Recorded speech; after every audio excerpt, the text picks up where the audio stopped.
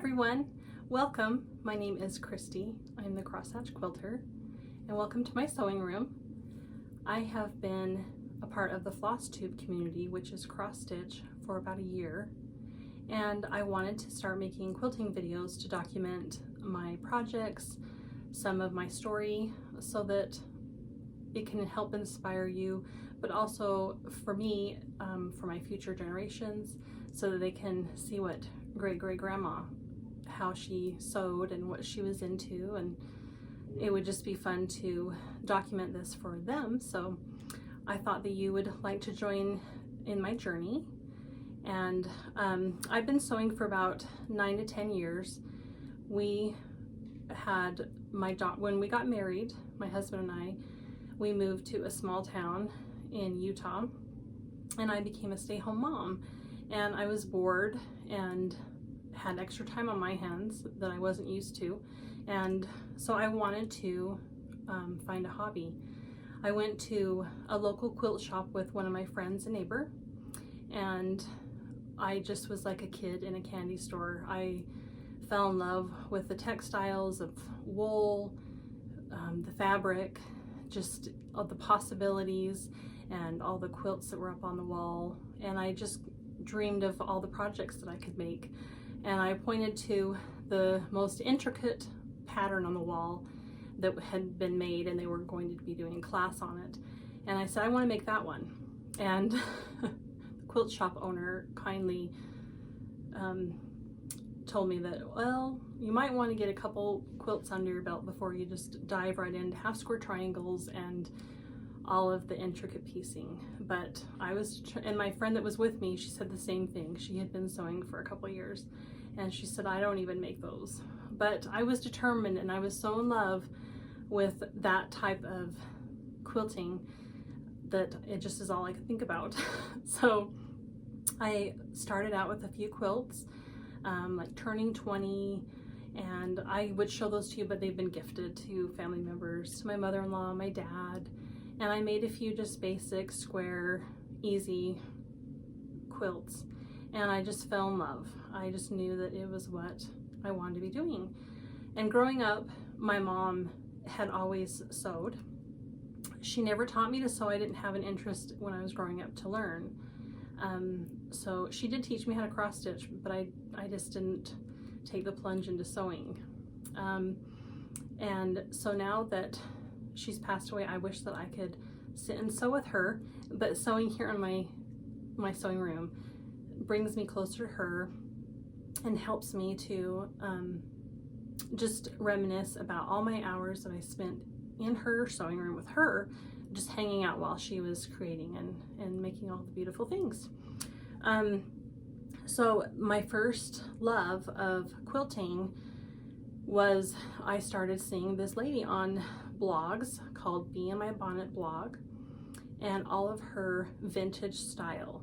And I love vintage. I collect Pyrex, I collect antiques, I have a treadle machine from my great-great-grandmother, and if it's old, you can bet that I love it. So Lori Holt just totally captured the essence of remembering my mom, and gosh, I'm getting teary-eyed, sorry. Today apparently I'm emotional, but I just fell in love with all things vintage that she represented. And she talks a lot about her grandparents and her grandma, and her love of quilting has been inspired by the sewing that grandmas used to have to do with templates, and now there's an easier way that we've come to find with half square triangles and piecing. So we've come a long way, but one thing's for sure is our love of sewing is just as strong today as it was back then. They sewed for necessity, but they also sewed for the pleasure, and I think that the two was often their release of, the day-to-day woes, like it is for us. My dad often tells me stories of his happy memories of sitting under the quilt at a quilting bee for his mom and listening to the ladies chat, and he could see needles going down, and then he would grab it and put it back up for them.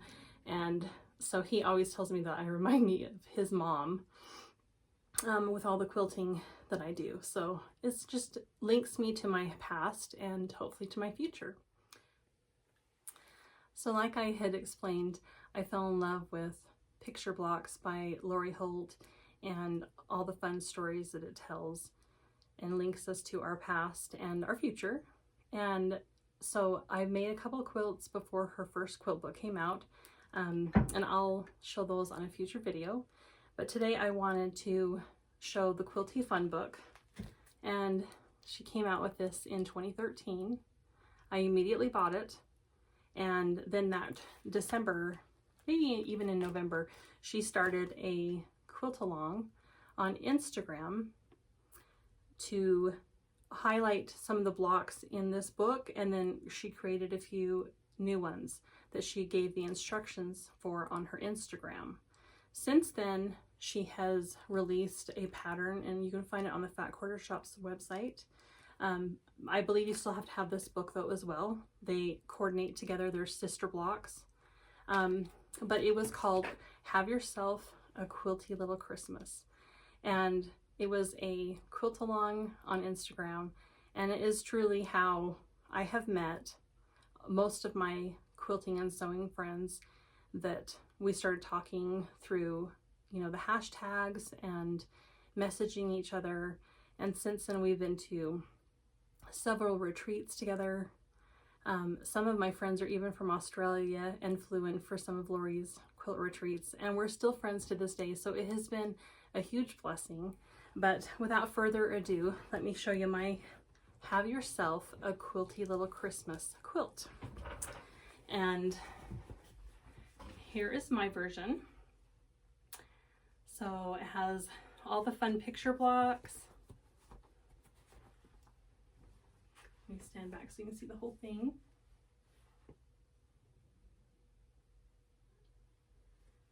And I just loved, I used a lot of the Santa's workshop fabrics. So like here's Mrs. Claus in the house there. And then on the back, the backing fabric is Santa's workshop. So I had so much fun making this quilt. And like I said, then it just started a domino effect of retreats and going and having fun with friends from near and far. So then when I went to my first quilting retreat, I'd seen all these women with all this sewing bling. All their workstations were blinged out with the cutest sewing accessories, and I was like, well, I need that. It just makes it more fun. Well, a lot of them had made Lori's, I'm going to show you the pattern first. It is a sewing mat, sewing machine cover and mat. I'm going to cover up the cutting instructions, but that's what it looks like. So all these women had these darling Singer featherweight machines. A lot of them were painted color, but they had them sitting over Lori's sewing mat made with half square triangles or quarter square triangles, and these cute spools. And the spools are pockets, so you can put your stuff in there. So this part hangs down, and you can put your scissors or your you know, your rotary blade, anything that you need right there that hangs down while you're under your sewing mat or your sewing machine. And then there's ties so that you can use it as a sewing cover to protect your machine from dust while you're not using it. So I love, love, love this. And then the back has her fun vintage happy print. This lady right here reminds me of my mom. She used to do hair for a living, and her hair looked like that. So I just love this so much. I've also made one of these as a gift for a friend, and they're just so much fun. I want to make a couple more. I have acquired a couple more machines since then, so each machine has to have its own sewing cover and mat, right? So then I just have loved every project in this book. The next project that I made, and this is one that took me 4 or 5 years to complete because I did it as my leaders and enders. Now, if you have a Singer featherweight machine, it doesn't have the cutting option, and it just sews smoother starting out if there's already a leader in there. And so Lori calls them her leaders and enders project, and I wanted to do that. So this was the perfect project because they're just a bunch of squares that you just put half square triangles on the corners of and zip them through your machine as you're working on another project. So it truly was a 4-year project to make all those little squares into Calico Hive. And let's see, I wanted to tell you how many there were in here. There is quite a few. I can't tell right off the bat, but hundreds and hundreds of little squares went into this project. Just the 1.5 square squares that go on the corners of the blocks, there's 1,700 of them. So you can truly see why it took me quite a while to make it. But this one I finished last summer, and I quilted it myself.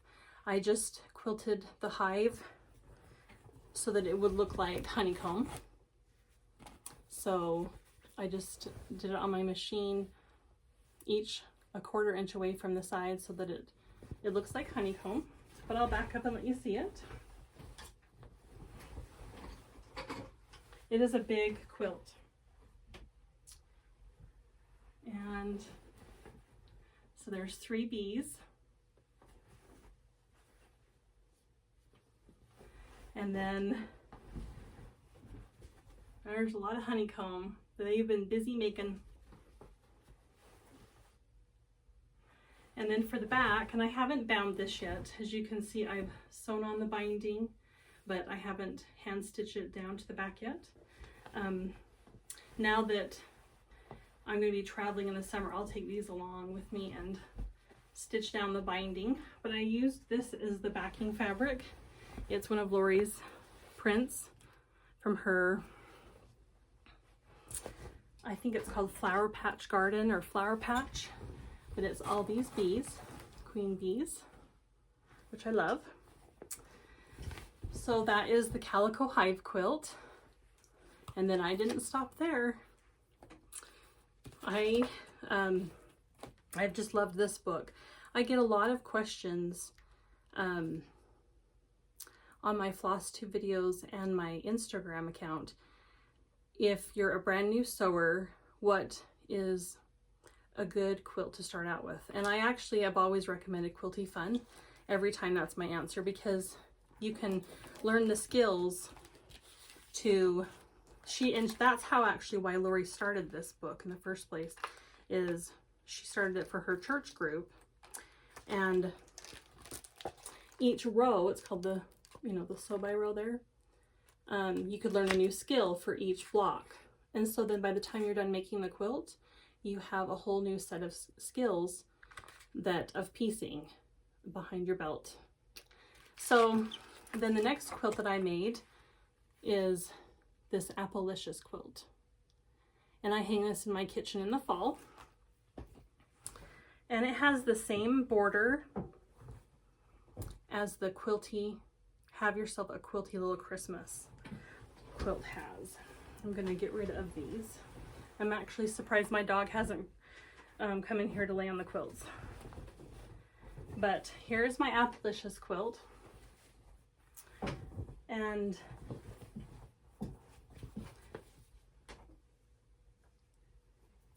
this has a couple different collections in it.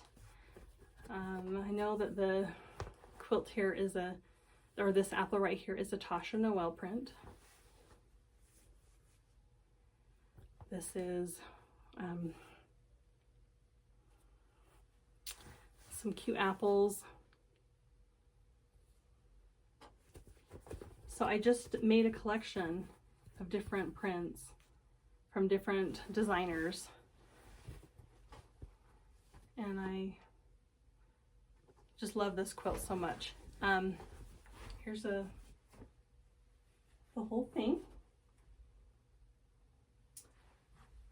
And then on the back, I backed it with one of Lori's prints from Bake Sale collection, and then just a gingham binding.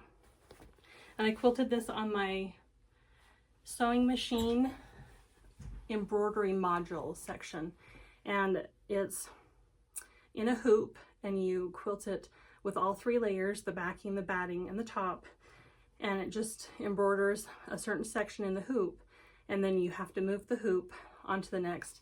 It's tedious, but it's, if you don't have a long arm machine and you want to quilt your own quilts, it's a fun option to have. So that one, I think I did flowers on that to look like the tree when it flowers in the spring. And then I've made a couple extra projects out of the book of Orphan Blocks. And yesterday Lori had shown a video of using Orphan Blocks in different projects, either in a quilt or in a bag. The options are endless. And if you sew, then you have Orphan Blocks. It's just the name of the game, right? So I wanted to show you what I've done with a couple of my Orphan Blocks that I've made. I made extra on purpose bee blocks out of the Calico Hive quilt and made a project bag. This one is my daughter's bag. And I've made 4 or 5 as gifts. Project bags have become very addictive, and they're like potato chips. You can't just make one. And so as I've been making her quilts, I also cross stitch. And so I make bags with my Orphan Blocks. And one of them that I purposely made extra blocks from, and I've made them as gifts as well, is I made extra blocks from the Sew by Row quilt. This is actually a quilt along that is starting up, I believe, next month with the Fat Quarter Shop. It's a block a month club so that you can get a row each month. But I made the scissors and the spools, and I put them in a bag. And this is more like a accessory bag. So I boxed the bottom so it sits well, and then I used her scissor pattern and the spools, and then I just put some of her ribbon that is measuring tape along the top, and all this is made out of her fabrics. There's a hair on there. So that is another fun way to use up extra blocks or to just make more on purpose. And then I didn't stop there, of course. Then when her Farm Girl Vintage 2 book came out, I wanted to make a tomato bag, and I've made her a bag, and me a bag, and several friends. And so here's a tomato bag you can make into a cross stitch bag. The options are endless.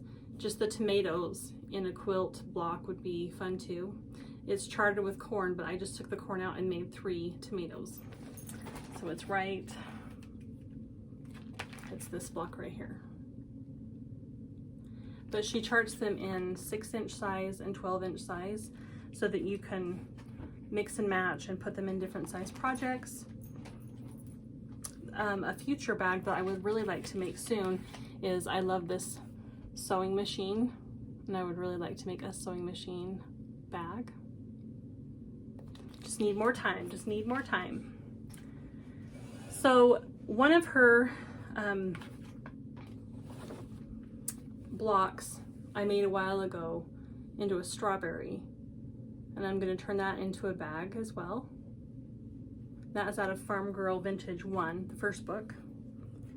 And then she did a free block of a schoolhouse, and it's on her blog, beinmybonnetblogspot.com. And I'm going to turn this into a bag and put my schoolhouse samplers for cross stitch in them. And then she was talking about orphan blocks of different sizes and the ideas that you can put in there, she showed that she's making a Irish chain quilt, and she used 6-inch blocks and 12-inch blocks in it. And so I grabbed some of my Orphan Blocks that she has.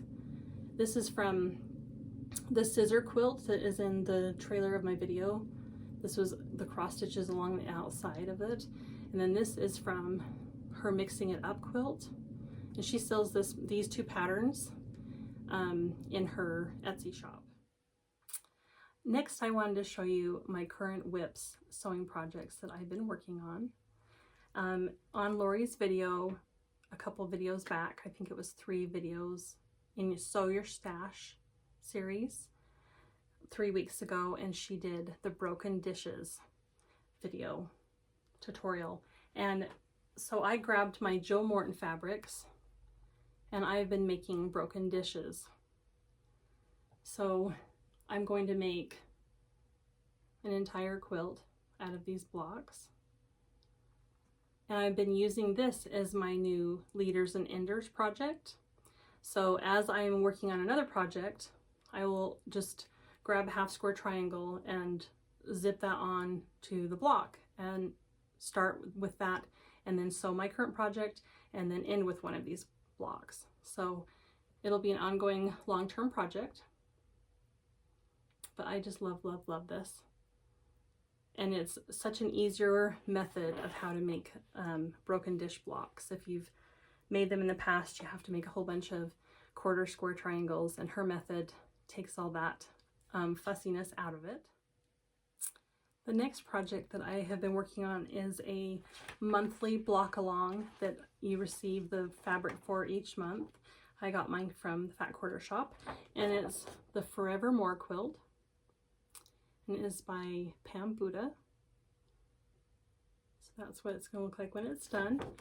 I have completed month 1 and 2, and I need to cut out fabric for month 3 and get that finished, because I believe month 4 is going to be soon on its way. But here is month 1. And I just love the fabrics. They're dark and dirty. They're a lot of fun to make. I am been sewing this with my friend Olivia. We both signed up together to do this block along, so it's been fun to message her each month and compare notes. And she is Olivia with Pumpkin Hollow Quilts. So that is month 1. And then month 2 is these blocks. These were a little bit tricky, but I got them done. They might not be perfect, but they're done. And if you're galloping by on a speeding horse, you won't see the mistakes, right? And then this cute little basket block is so tiny and cute. So I need to get back to month 3 so that I can not get behind on the quilt along. My other project that I've been working on, I haven't touched for a while, but I'm anxious to get back to. I want to finish it this year, is the Autumn Love Quilt by Lori Holt. And she releases the stitch along, the sew along, as a free sew along on her blog. You just have to purchase the Sew Simple shapes to make the quilt. So this is for the Autumn Love Quilt. And some of them, here's just an example, this is what they look like. And I've had this in my stash for quite a long time, and I started on it last fall. I just love this quilt. So my first block didn't turn out perfect because I am doing it with starch method and needle turn applique. So I kind of messed up on this one a little bit. So what I'm going to do is I'm going to, where's the stem? I have a stem here to add to it. Oh, it's a bias stem. I can't find it. I'm going to add a stem and tuck that underneath the crow.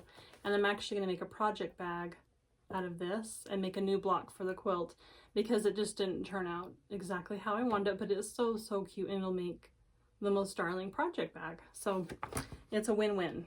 And then I have made all of the star blocks for the border around the house. These were so much fun. They're sawtooth stars.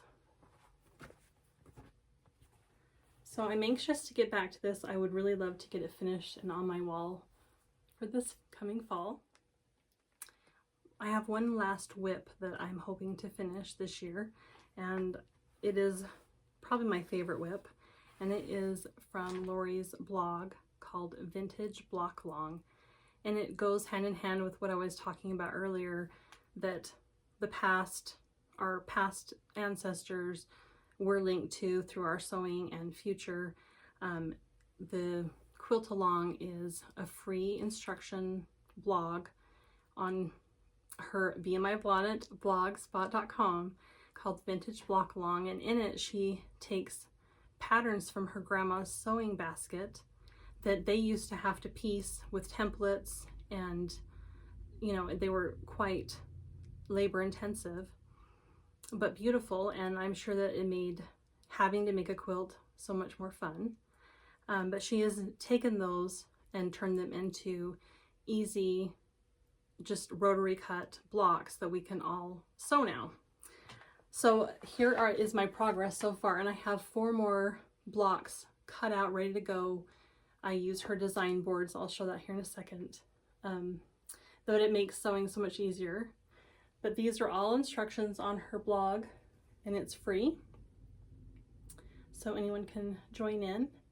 And these are so fun because she shows the block and then tells a story about her grandma at the time, to tie in with the block. So it just is so much fun and reminds me of my family. My grandma sewed, my great-grandmother, my great-great-grandmother, and my mom. And so I definitely come from a quilting family. So I'm anxious to get this finished. It's just like a sampler. It reminds me of a sampler, stitching and quilting. It all ties together. And oftentimes when we are stitching a sampler, you'll see quilt blocks of stars in there. And I think that it is all related.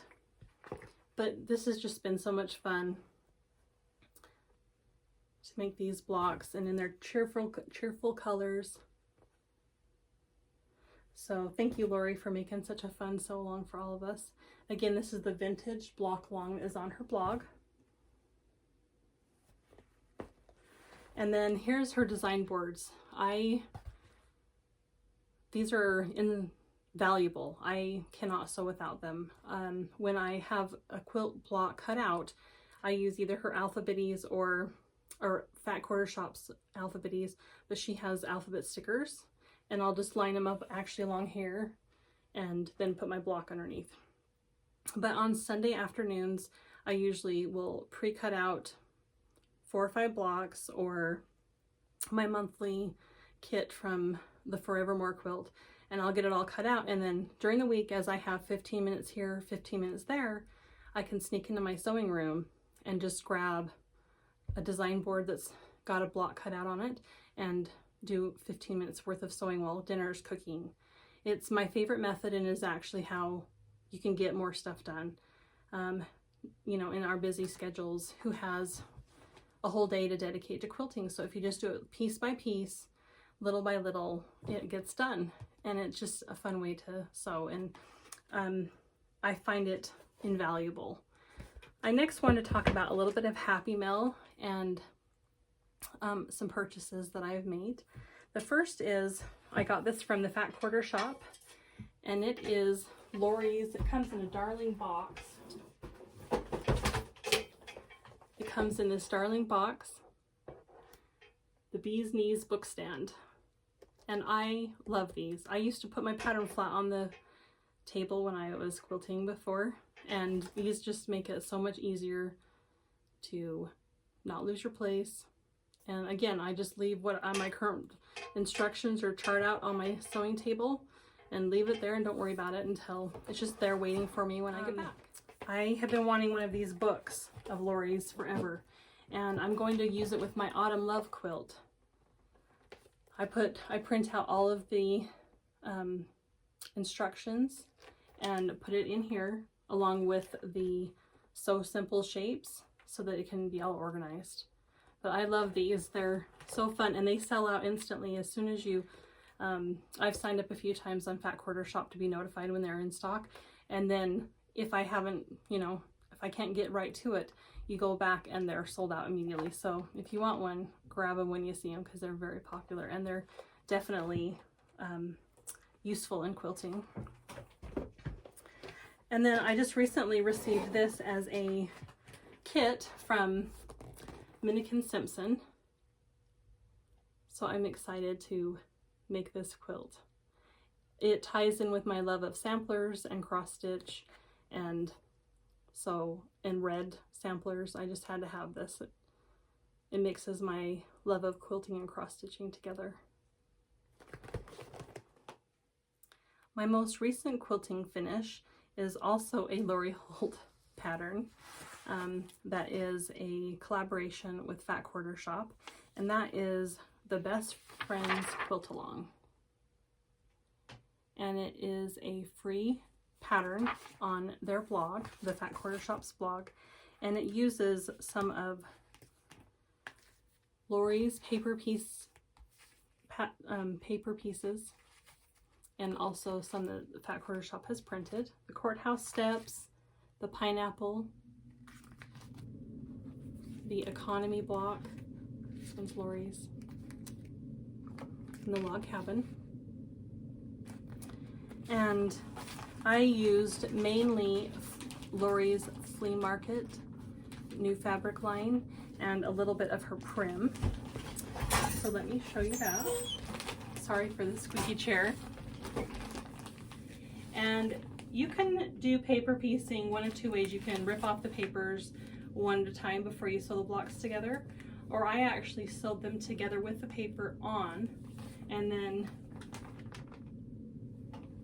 little by little at nighttime I've just been taking the papers out. But there is my finished Best Friends Quilt Along, and I really enjoyed making this quilt.